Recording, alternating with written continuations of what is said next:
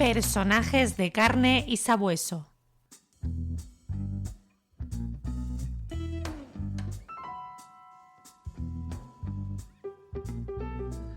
Hoy, amigos y amigas, rendimos homenaje a Antonio Corcoy Serrat, aquel que llegó a ser presidente de la Federación Española de Detectives Privados, también presidente de la Asociación Catalano-Balear de Detectives Privados, semilla de lo que hoy es el Colegio Profesional de Detectives de Cataluña.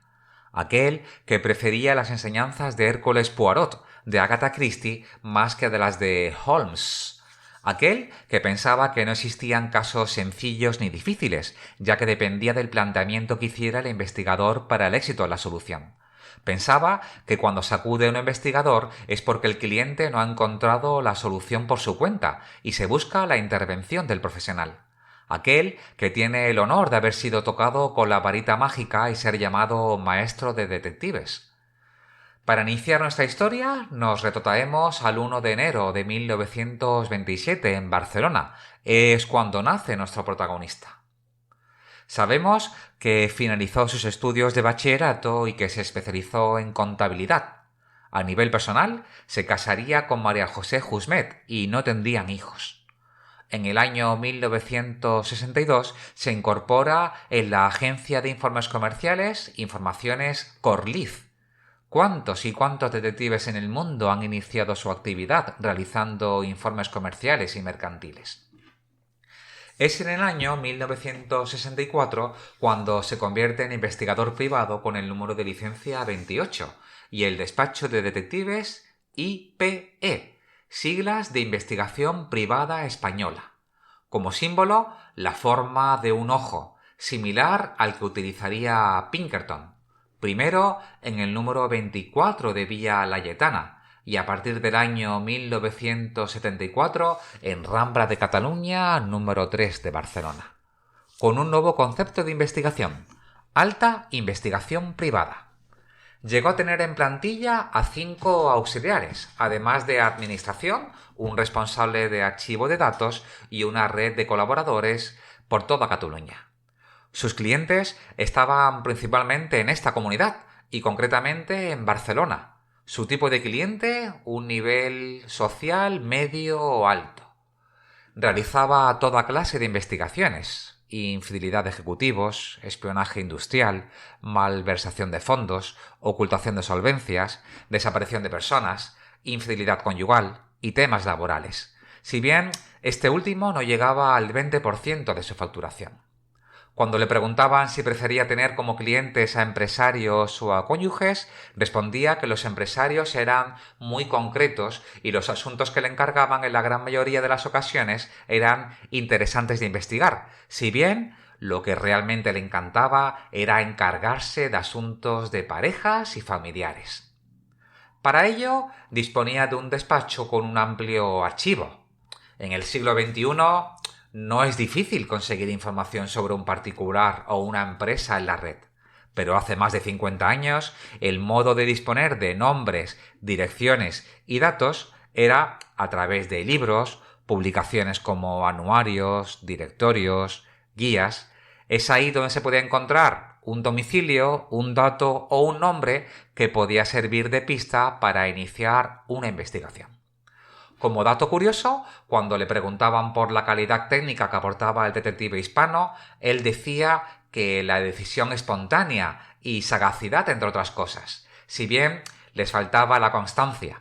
Proponía que había que aprender además de las grandes organizaciones anglosajonas, que además de líneas de investigación cubrían la protección personal y la vigilancia en fábricas o establecimientos. Antonio era una persona dialogante, muy trabajador, fumador empedernido de cigarrillos negros, bebedor usual de carajillos, esa mezcla de café con coñac o ron. Entre sus colores favoritos, el color blanco. Le apasionaba la buena música y entre sus lecturas favoritas estaban siempre las biografías. Manifestó en más de una ocasión que si hubiera vuelto a nacer siempre hubiera sido detective privado. Era lo que más se adaptaba a su carácter.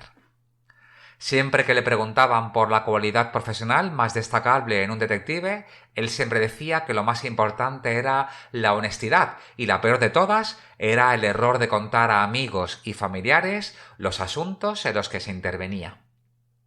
Fue muy amigo de Eugenio Pérez Troya, aquel al que ya dedicamos un especial en Personajes de carne y sabueso en el episodio número 2.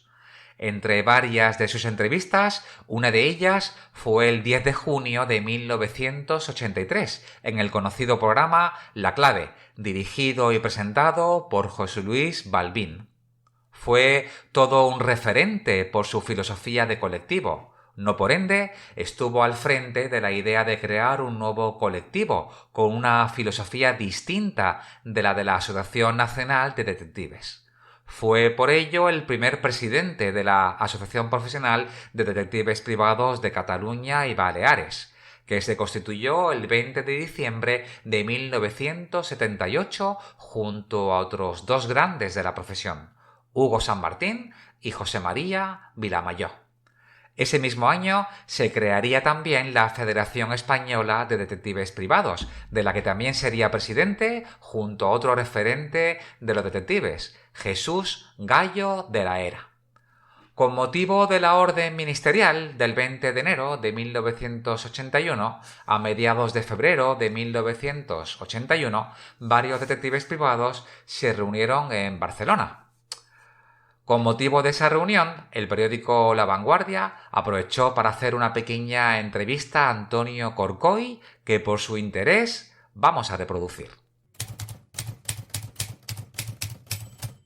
En España existen unos 225 detectives privados que regentan sus respectivas agencias, de las que 45 pertenecen a Cataluña y Baleares, 3 de las cuales están dirigidas por mujeres. Sin embargo, la totalidad de los profesionales supera la cifra de 2.000, ya que cada agencia, además de sus directores titulares, cuenta con los llamados detectives auxiliares que llevan a cabo las investigaciones. ¿Son suficientes para la demanda actual del país? Es esta una de las preguntas que formulamos a don Antonio Corcoy, presidente de la Asociación Catalano-Balear de Detectives Privados. Para la demanda actual somos suficientes, pero hay que tener en cuenta que es una profesión y creciendo. Cada día se van necesitando más detectives por requerimiento de la misma sociedad. Dependiendo del temperamento, cada uno de los profesionales actuales se miran en el espejo de Ironside, Sherlock Holmes, Philip Marlowe, Colombo, cualquiera de los grandes que desde que en los años 30 empezó a desarrollarse ampliamente este cuerpo en el mundo han sido, aunque no más que en el plano de la ficción. Y si uno de los principios inviolables es el de guardar riguroso secreto de las investigaciones que realicen, aunque solo sea por deformación profesional, acaban por reservar también su propia identidad. De tal manera que no se hacen célebres ni populares entre los profanos.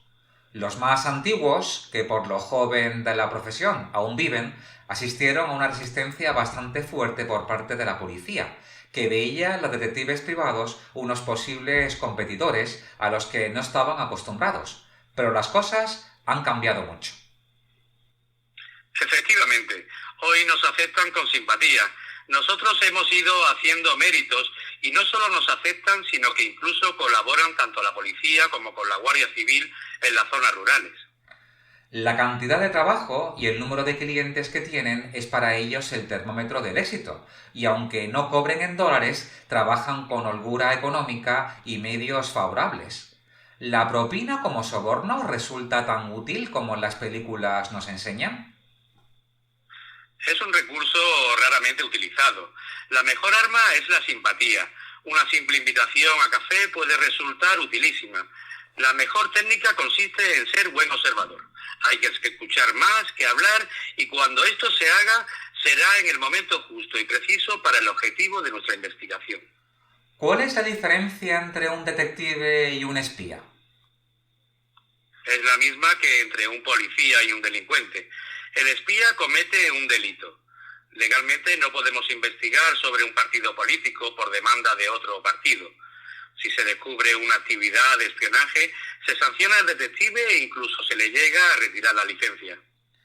Ustedes llevan a cabo investigaciones conyugales, filiales, de contraespionaje industrial, incluso llegan a ser verdaderos auxiliares de los abogados para sus defensas o acusaciones. Pero tengo entendido que también existen abogados que ejercen simultáneamente de detectives. ¿Es cierto? Sí, ciertamente existen algunos, pero yo considero incompatibles ambas actividades, ya que un detective no puede defender ni acusar. Si es honrado, el detective no puede tener parte contraria, mientras que el abogado sí la tiene, al tiempo que el abogado no puede actuar de testigo como podría hacer el detective por requerimiento del tribunal. ¿Y no le parece que la preparación técnica del abogado puede enriquecer cualquier investigación? Por supuesto, de lo que se trata es tan solo de que el detective no sea abogado en ejercicio, como tampoco policía o guardia civil en ejercicio. El que posea esos conocimientos técnicos o académicos no interfiere para nada, antes al contrario. Así es como finalizaba la entrevista. Le propusieron en varias ocasiones escribir sus memorias como ya harían otros detectives. Él siempre decía, ya habrá tiempo para eso, aún me queda mucho. Él deseaba morir viejo y sin enterarse, pero fallece el 17 de noviembre de 1986 con tan solo 56 años. Su cuñado, hermano de su mujer, se haría cargo del despacho de detectives. En su memoria, Antonio Corcoy Serrat, nuestro protagonista de hoy en Personajes de Carne y Sabueso.